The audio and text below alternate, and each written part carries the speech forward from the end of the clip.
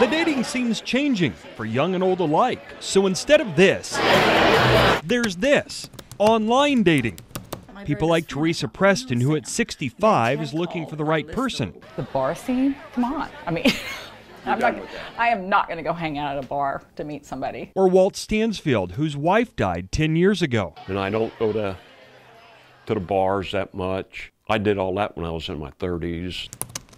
Tired of getting nowhere with online dating sites and people trying to scam them, a different kind of company caught their attention. Across my computer came this Kansas Singles. Let professional people, find your mate. And the chance to meet with the company in person at this North Rock Road office. You get to actually talk to them, and I went, wow, that would be cool. Have somebody else do the research for you, make sure they're legit and they're not serial killers.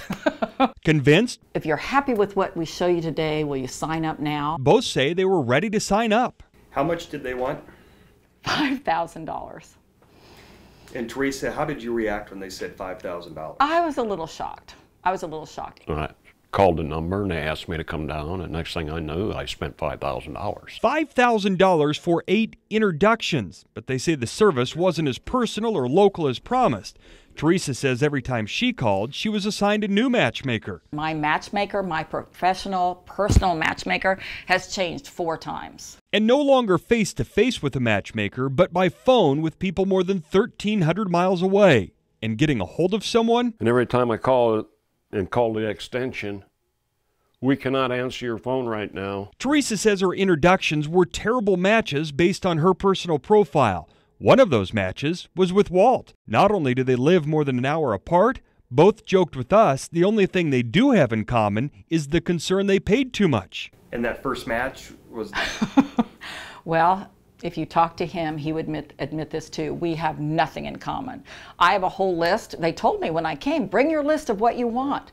He did not match one thing on there. Kansas Singles is actually based in Oklahoma. It has offices operating in different names all across the U.S. Its call center is out here in California. We have now talked with 5 people who signed up, all with similar concerns about how many clients Kansas Singles actually has in this area.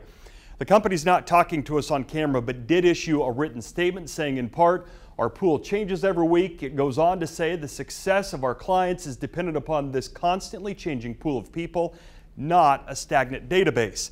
We pressed, but never could get an answer. I don't think they got as many people on their list as they say they are.